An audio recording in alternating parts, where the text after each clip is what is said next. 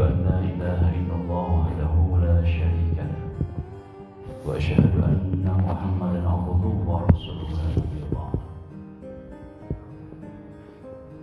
اللهم صل على سيدنا محمد الحبيب النبي الأمي الحبيب العلي القدر الحبيب الجاه وعلى آله وصحبه وسلم. قال الله تعالى في القرآن العظيم: أعوذ بالله من الشيطان الرجيم بسم الله الرحمن الرحيم. إن الذين آمنوا وعملوا الصالحات يهديهم ربهم بإيمانهم. وقال أيضا في آية أخرى: إن الله وملائكته يصلون على النبي. صدق الله العظيم وصدق رسول الله الكريم ونحن من الشاهدين. أيها الحاضرون، اتقوا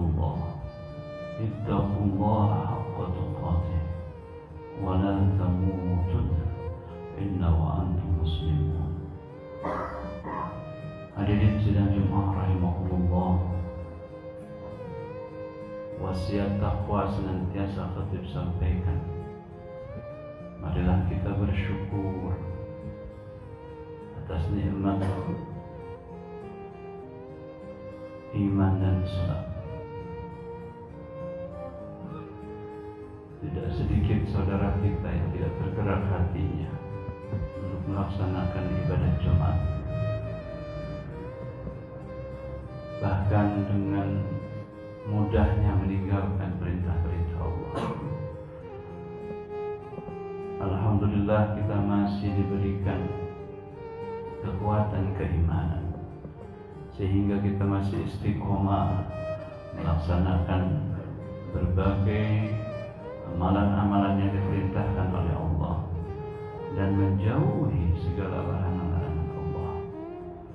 Innal ladzina amanu wa 'amilus solihati yahdihim rabbuhum biimanihim. Allah mengisyaratkan ketika hidayah dan petunjuk kepada Allah, yahdihim rabbuhum, itu disebabkan biimanihim, karena keimanan. Dari mana keimanan dan hidayah itu sampai kepada kita? Innal ladzina amanu wa 'amilus shalihat. Karena kita memiliki kekuatan keyakinan dan senantiasa menjaga amal saleh.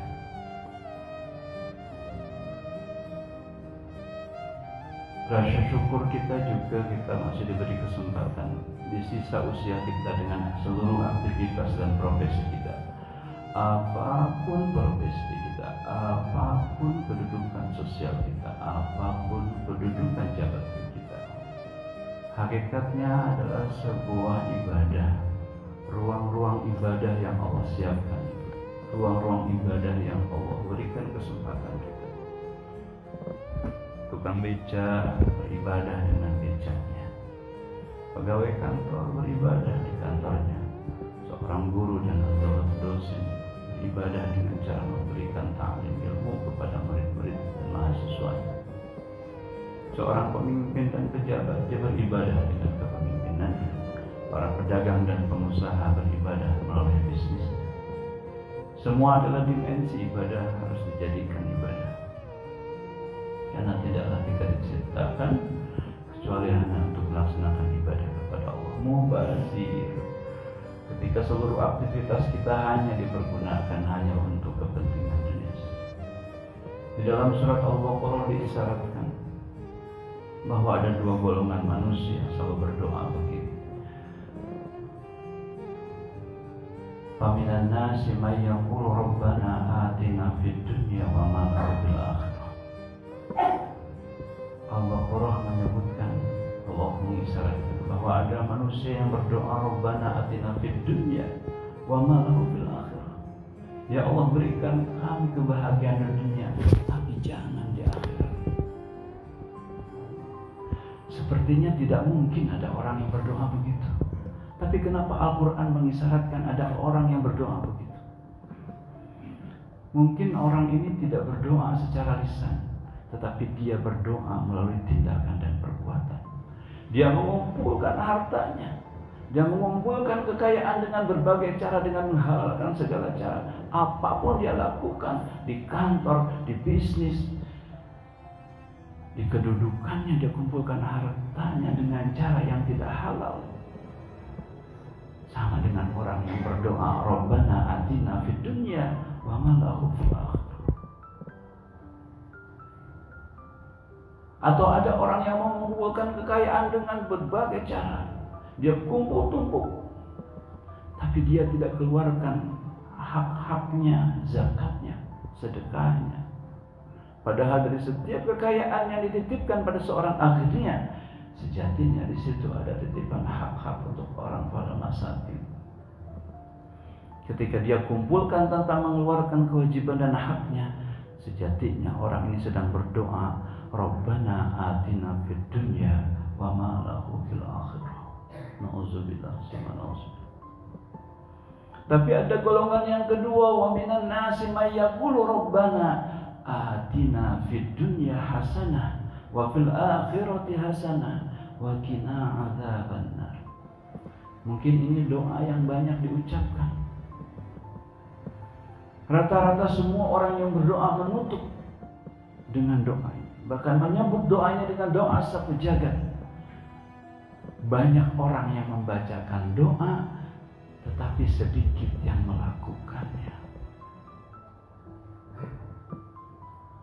Benar doa Rabbana atina fid dunya hasanah wa fil akhirati hasanah wa qina adzabannar. Bukan hanya memperoleh kebaikan di dunia, tapi memperoleh kebaikan di akhirat dan terjauh dari siksa api neraka. Ada orang yang berdoa begini, tapi ada juga orang yang melakukan doa seperti ini. Tapi jika diakumulasi, jika diriset oleh seorang akademisi antara golongan yang pertama dengan yang kedua, nampaknya lebih banyak orang yang melakukan doa yang pertama walaupun dia tidak membacakannya, dan banyak orang yang membacakan doa kedua tapi sedikit yang melakukannya. Hadirin sedang jemaah rahimakumullah, mari kita berdoa dengan doa yang kedua, tapi kita juga melakukan dengan cara apa? Senantiasa memperoleh petunjuk dan bimbingan dari Allah. Hadirin sedang jemaah rahimakumullah, khatib juga senantiasa menyampaikan sebuah wasiat, senantiasa kita membacakan salawat kepada baginda Rasul. Bulan Rabiul Awal adalah bulan istimewa, karena di bulan ini lahir seorang manusia mulia. Rasulullah memberikan kemuliaan jauh sebelum beliau lahir.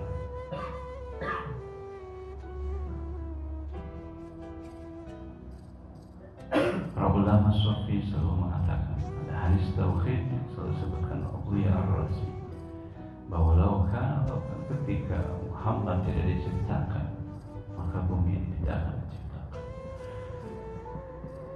Atau diciptakannya Nur Muhammad menjadi penyebab diciptakannya alam semesta serta isinya.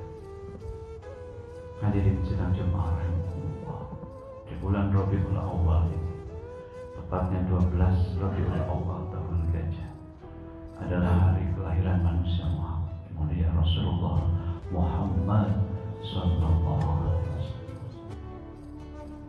Pada saat Abdullah ayahanda dari Rasulullah sudah memperoleh nurnya Muhammad yang dititipkan melalui Nabi Adam, Nabi Idris, Nabi Nuh, Nabi Musa, Nabi Ibrahim, Nabi Ismail, Bani Quraisy, Abdul Muttalib hingga Abdullah. Abdullah yang tradisi Mekah harusnya disembelih karena Abdullah adalah putra ke-10, dan Abu Thalib berjanji ketika anak ke-10 lahir akan disembelih. Tiba-tiba pas lahir Abdullah Abdullah lahir, semuanya protes, tidak boleh disembelih, itu anakmu. Sehingga setiap diundi keluar nama Abdullah, dipotong 10 domba. Keluar lagi Nabi Abdullah, ayahanda Rasulullah, dipotong lagi sampai 10 kali. 10 kali undian, 10 kali domba, 100 domba. Sehingga Rasulullah ini adalah keturunan dari Nabi Hani, 2 yang akan disembelih. Satu Ismail, yang kedua adalah Abdullah. Kemuliaan baginda Rasulullah sudah meliputi orang-orang sekitar. Ketika Abu Thalib bermimpi, di dalam mimpinya beliau melihat ada pohon yang tumbuh di tengah rumah. Tapi kenapa pohon itu tidak menutupi seluruh rumahnya, hanya sepotong, hanya sebagian. Ketika bertanya kepada tafsir mimpi, ramal itu mengatakan bahwa akan lahir pemimpin dari keluargamu yang akan menaungi keturunan, tetapi belum cukup kecuali disatukan dengan keluarga Wahab. Dicarilah siapa keturunan dari keluarga Wahab. Ternyata ada seorang wanita amanah, kemudian kita sebut dengan Siti Aminah. Maka dinikahkanlah Abdullah dengan Siti Aminah, padahal Abdullah yang sedang berdagang di Syam. Maka pada saat pernikahan Abdullah dengan Siti Aminah, berpindahlah Nur Muhammad kepada Siti Aminah. Siti Aminah mengandung bayi setelah pernikahannya dengan Abdullah. Bayi itu adalah manusia mulia. Tetapi belum lama bayi itu berada di kandungannya Siti Aminah, ayahandanya Abdullah sudah dipanggil oleh Allah. Ini bukan tanpa alasan, bukan tanpa rencana, semuanya qadarullah, semuanya takdir Allah. Seorang wanita muda dalam kandungan, bagaimana kesedihannya ditinggalkan seorang suami. Tapi Allah tidak meninggalkan ibunda mulia. Siapa jika ditanya wanita mulia di muka bumi ini? Adalah perempuan yang mengandung manusia mulia, yaitu Siti Aminah. Ketika mengandung bayi Rasulullah, datang diutus oleh Allah malaikat Jibril untuk menghibur Siti Aminah. Wahai Aminah, yang kau kandung ini adalah manusia kekasih Allah. Dia adalah manusia kekasih Sang Pencipta, maka jagalah dia. Datang lagi Nabi Adam, datang lagi para nabi, datang lagi para malaikat, menyebutkan bahwa jika lahir anaknya beri nama Muhammad. Jadi sedang dimarahi Allah. Persis 12 Rabiul Awal lahir manusia mulia yang membawa ajaran kasih sayang dan kemuliaan. Menurut Al-Baydawi, barang siapa bergembira atas lahirnya manusia mulia dan mengikuti ajarannya, maka ia akan memperoleh kebahagiaan dan kemuliaan. Pamannya Rasulullah, Abu Lahab, yang durhaka kepada Allah, bahkan dikutuk oleh Allah dalam Al-Quran surat Al-Lahab. Tetapi pada hari Senin kelahirannya baginda Rasulullah, beliau memperoleh kabar gembira atas kelahiran dari budaknya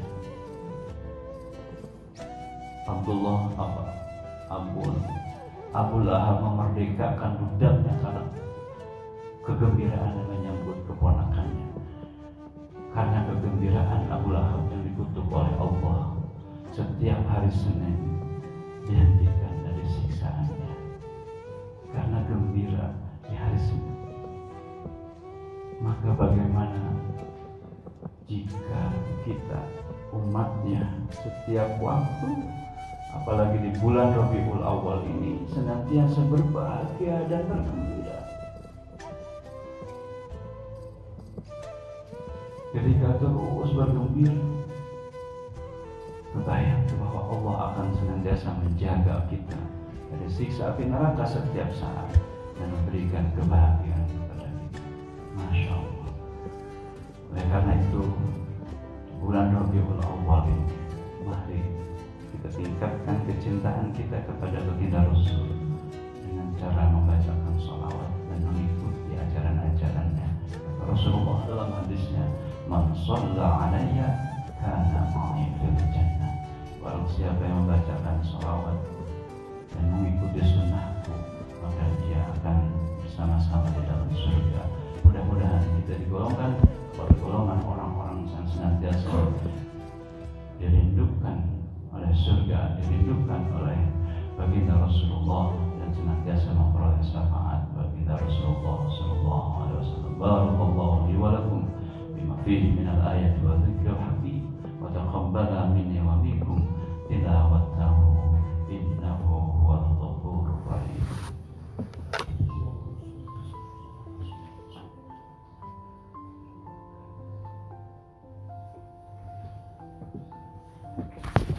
Alhamdulillah liwahidil atiyah wassalatu ala khairil bariyah wa ala alihi dhabil nufus al-zakiyah. Allahumma salli ala sayyidina Muhammad, Allahumma salli ala sayyidina Muhammad kama sallaita ala sayyidina Ibrahim. Allahumma salli ala sayyidina Muhammadin abdika wa rasulika an-nabiyyil ummi wa ala alihi wa sahbihi wa sallim taslima. Allahumma salli ala sayyidina Muhammad al-habibi an-nabiyil ummi al-habibi al-aliyyil qadir al-habibi al-jahi wa ala alihi wa sahbihi wa sallam. Qala Allah ta'ala fil Qur'anil azim, a'udzu billahi minasy syaithanir rajim, bismillahir rahmanir rahim. Inna Allaha wa malaikatahu yusalluna 'alan nabi ya ayyuhalladzina amanu sallu 'alaihi wa sallimu taslima. Hadirin sidang Jumat rahimakumullah. Di bulan Rabiul Awal ini mari kita merenungi apa yang sunnah-sunnah yang dicontohkan baginda Rasul yang sudah kita lakukan. Tidak perlu menghafal ribuan hadis, tidak perlu menghafal jika memang tidak sanggup, tetapi amalkan sedikit, satu atau dua hadis jika itu sampai kepada kita. Dulu ada sahabat berkumpul bersama Rasulullah. Rasulullah bertanya, maukah kalian aku beritahu siapa orang yang dirindukan surga? Kata Rasulullah, para sahabat menjawab, tidak ada yang tahu. Kita tunggu, tiba-tiba datang seorang laki-laki biasa. Dia bukan ahli ibadah, dia bukan ahli ilmu, tapi kata Rasulullah, dia adalah laki-laki yang dirindukan surga. Hari besoknya lagi Rasulullah mengatakan, maukah kalian aku beritahu ada manusia yang dirindukan oleh surga? Para sahabat menunggu, tiba-tiba datang lagi laki-laki yang kemarin. Laki-laki biasa, bukan ahli ibadah, bukan ahli ilmu, tapi kenapa dia dirindukan surga?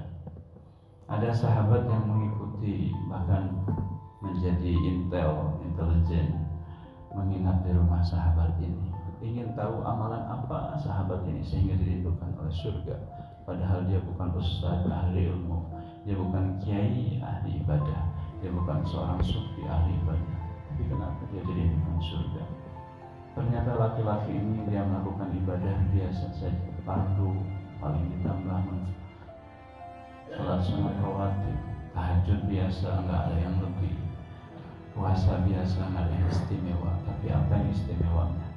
Laki-laki ini setiap malam dia senantiasa mengusap dadanya sebelum tidur, dan pada saat dia mengusap dadanya dia mengatakan, ya Allah, jika ada kedengkian, jika ada kemarahan, jika ada rasa hati ini yang kotor, mohon kepada orang-orang sekitar hamba, mohon bersihkan hati hamba, bersihkan dari rasa syirik kepada orang, dengki kepada manusia-manusia, kemarahan, dan jika ada dosa yang meliputi hamba, mohon dimaafkan kepada orang-orang. Dia memaafkan sebelum dimohonkan maaf, dia membersihkan hatinya setiap malam sebelum tidurnya, karena dia tidak tahu setelah tidur dia akan terbangun kembali atau tidak.